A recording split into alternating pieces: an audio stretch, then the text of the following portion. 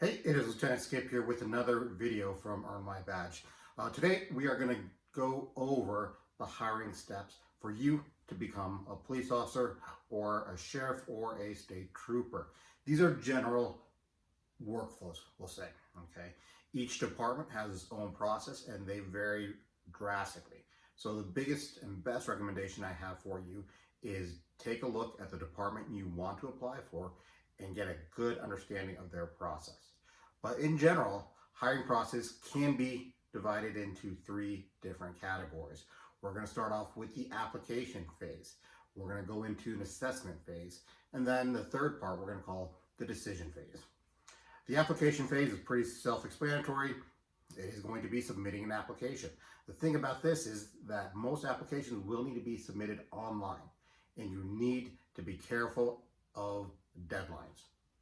If there is a deadline, you better make sure that you adhere to it.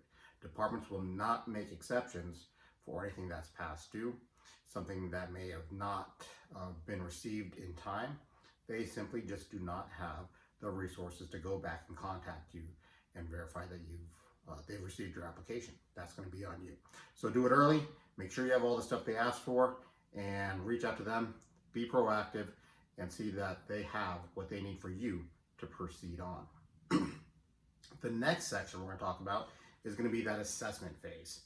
This is going to be after you submit an application, you meet the minimum requirements, and now a department is going to start assessing you for your qualifications and your capability to become a police officer.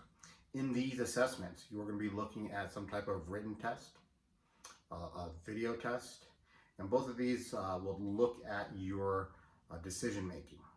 Okay, they're going to look at your reading comprehension, your attention to detail, and how you may even have situations on how you will respond as a police officer.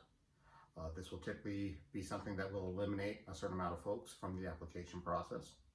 And then those who score high enough are going to be moved into additional testing. And we'll look at that. We talk about your background investigation, your polygraph examination. You may have a behavioral questionnaire that's going to be tied to that. And then you may also have a version of a psychological test or personality test. Okay, most departments do require a psychological test based on your conditional employment offer. So keep in mind, you're going to have those battery of tests that will then go to a panel.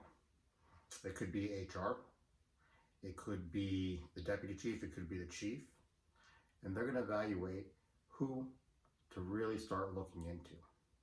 Okay, there are going to be a number of applicants who got dismissed from that assessment phase, and now that funnel is getting smaller and smaller.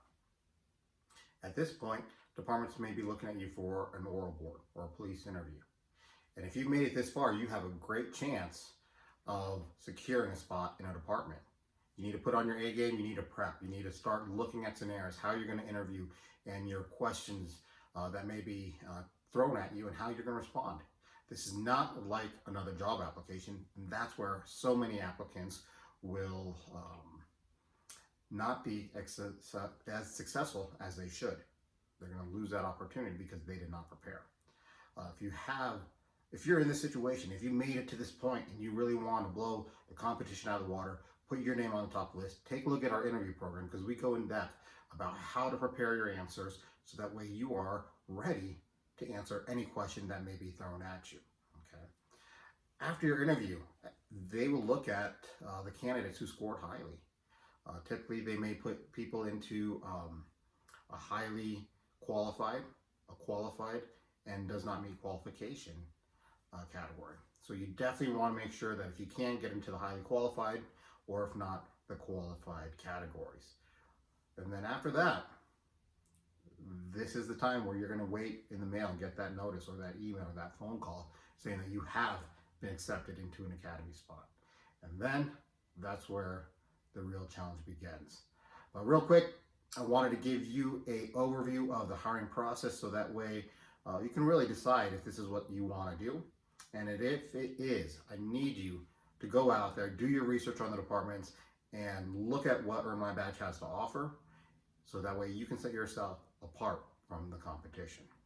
Good luck.